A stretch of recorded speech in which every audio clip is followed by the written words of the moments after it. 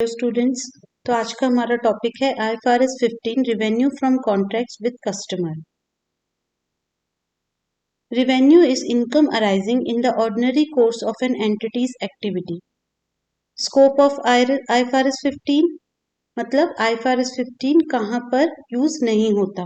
तो following contracts में IFRS 15 use नहीं होता। Why? Because there are separate IFRS जो इन कॉन्ट्रैक्ट्स को रिकॉग्नाइज करता है, जैसे leases with scope of IFRS 16, insurance contract with the scope of IFRS 4, financial instrument and other contractual rights and obligation within the scope of IFRS 9, 10, 11 and IS 27 and 28। ये हम आगे की क्लासेस में study करेंगे। अभी के लिए जस्ट इसको आप समझ लो कि ये कॉन्ट्रैक्ट्स IFRS 15 में कवर नहीं होते। Non monetary exchanges between entities in the same line of business, मतलब कोई मॉनेटरी एक्सचेंज नहीं हुआ between the entities. 5 steps revenue recognition criteria. सबसे पहले there should be a contract. Identify the contract with the customer. Identify the separate performance obligation. Determine the transaction price. Allocate the transaction price to the performance obligation. Recognize the revenue when or as performance obligation is satisfied. Criteria to identify separate performance obligation. The customer can benefit from goods or services either on its own or together with other resources that are readily available to the customer. The entity's promise to transfer the goods or services to the customer is separately identifiable. जो contract है उसमें जो भी goods and services separately वो identify हो रहे हों, तब there are separate performance obligation from the other promises in the contract.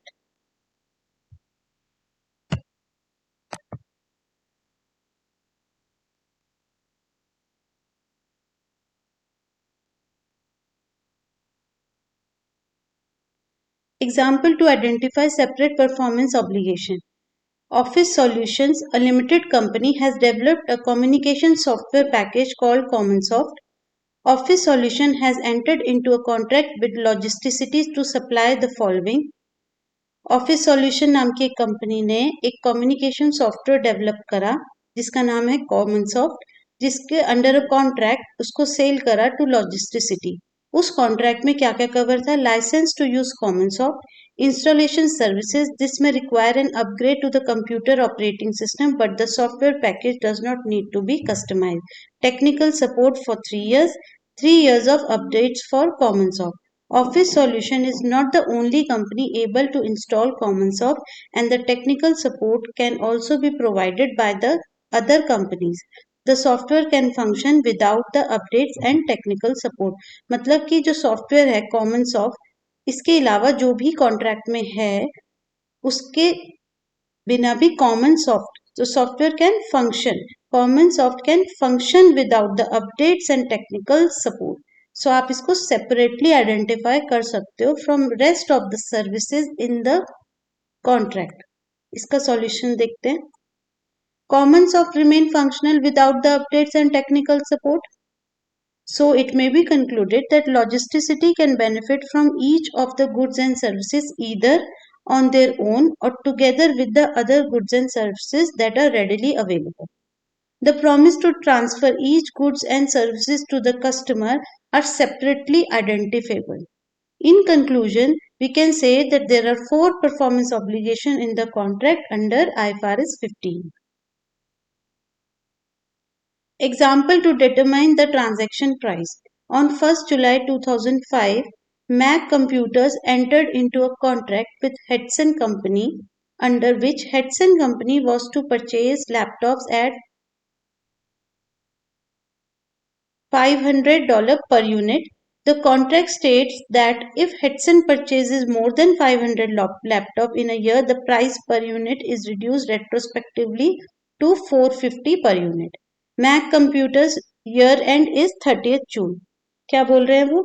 अगर Mac Computers से Hudson कंपनी 1 ईयर में 500 लैपटॉप परचेज करती है, इन दैट केस जो डिस्काउंटेड प्राइस पर यूनिट है दैट इज 450। और इनकेस वो उससे ऊपर उतना 500 लैपटॉप की परचेज नहीं करती, उससे कम करती है, तो आप उनको फिर वॉल्यूम डिस्काउंट रेट नहीं मिलेगा। कितना मिलेगा? 500 पर यूनिट।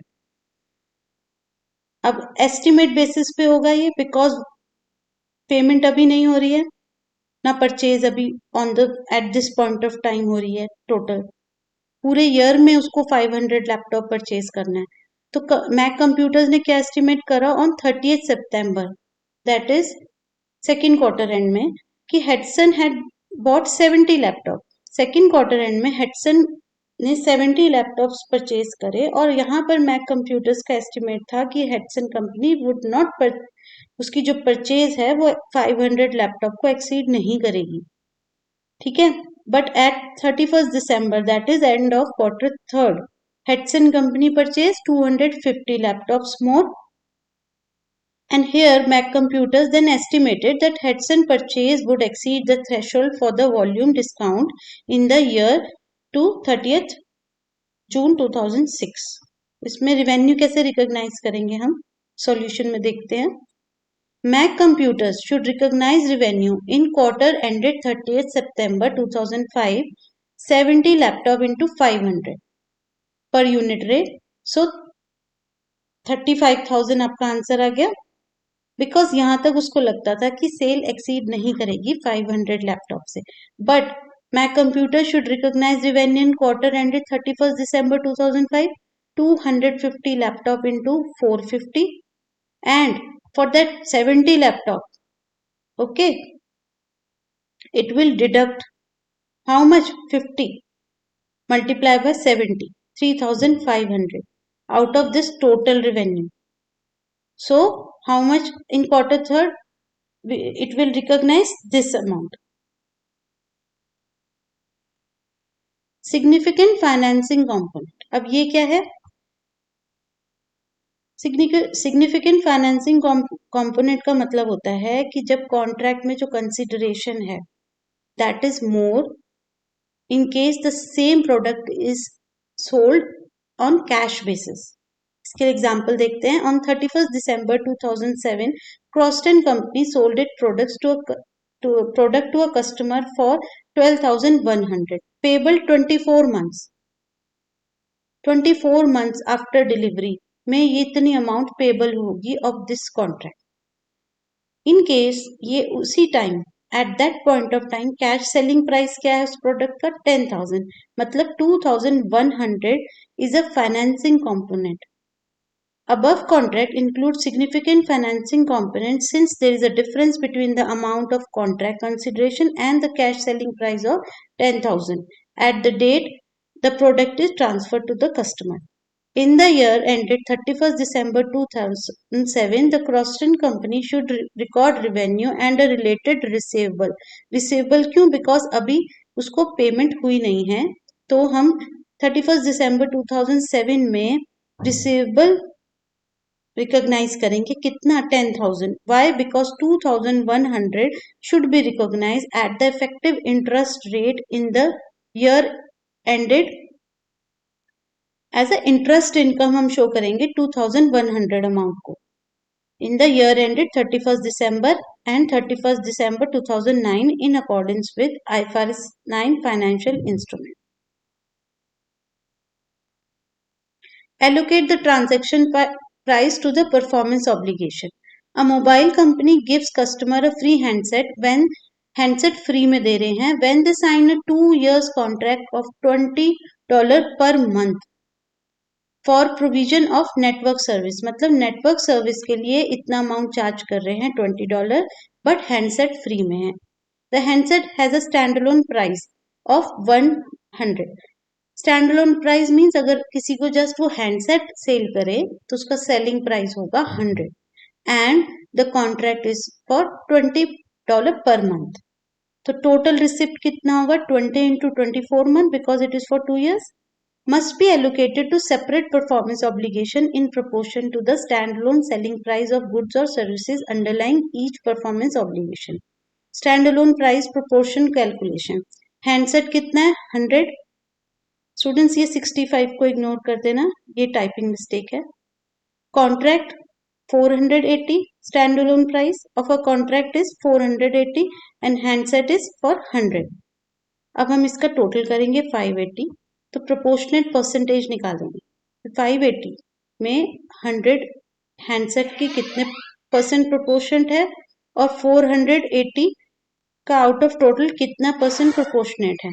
अब इस परसेंटेज में हम अभी का जो रिवेन्यू है दैट इज 480 को बाइफरकेट करेंगे. 400 into 17% that is 82 and contract is 480 minus 82 divided by 2. Why divided by 2? Because receivable is for 2 years. So in first year we will recognize 199 for contract and for second revenue recognition contract 199. Performance obligation satisfied. Performance obligation satisfied in two forms.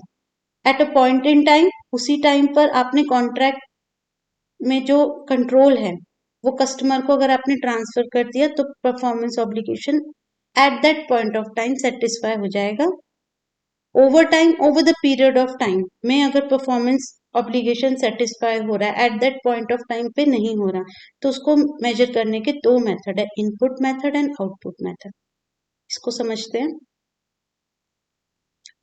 Output method recognize revenue on the basis of value to the customer of goods or services transferred. जो भी goods और services customer को transfer हो गया है उसकी जितनी value है वो अगर हम रिकॉग्नाइज करें तो हम आउटपुट मेथड यूज कर रहे हैं रिवेन्यू रिकॉग्नाइज करने के लिए. बट इनपुट मेथड में क्या है, revenue recognise revenue on the basis of entities input such as labour, resource consumed, cost incurred, performance obligation satisfied when the customer obtains the control of promised goods and services. अब कुछ indicators हैं जिससे हम identify करते हैं कि control जो है वो कस्टमर को पास हो गया है. वो क्या है? The entity has present right to payment for the asset, the customer has legal title to the asset, the entity has transferred physical possession of the asset, the significant risk and reward of ownership has been transferred to the customer has accepted the asset. Example of output method, a company is building a large tower block under a construction contract. It will take 2 years to build the block. It will receive periodic payment from the investment company at various stages of construction. Contract started on 1st January 2005 with an estimated completion date 31st December 2006. The final contract price कितना है? $15 lakh. In the first year 31st December 2005 cost मतलब first year में 2 years का contract है. Total final contract क्या है? इतने में आप सेल कर रहे हो, मतलब output method. Cost incurred amount first year में कितनी है? 6 lakh. Half the work of the contract was completed. इसमें क्लियरली दिया हुआ है क्वेश्चन में कि आधा जो काम है, half of the contract price is completed. हम कितना रिवेन्यू रिकॉग्नाइज करेंगे? 15 लाख का half, that is 7,50,000. The certificate of work completed have been issued to the valuer of 7,50,000. Further cost to completion is in 2006 will be 6 lakh. मतलब 6 lakh cost incurred हो गई है और further 6 lakh की कॉस्ट अगले साल इनकर्ड होगी. तो अभी हम क्या करेंगे? Contract is certified as 50% complete. The measuring progress under output method at 31st December 2005 the entity will recognize revenue of 7,50,000 and the cost of sales that is 6 lakh, leaving the profit of 1,50,000. The contract asset will be recognized to date of amount 7,50,000. Why contract asset? Why not receivable? Because the revenue recognized has not been invoiced. कोई bill raise नहीं हुआ है. ऐसा कुछ question में कहा नहीं है कि कोई भी अमाउंट का बिल रेज हुआ हो. तो हम क्या बुक्स में शो करते हैं? Contract asset. कॉन्ट्रैक्ट एसेट की डेफिनेशन पढ़ लेते हैं. Contract asset is revenue recognized till date but not yet invoiced. Contract liability, when the amount invoiced till date exceeds the amount of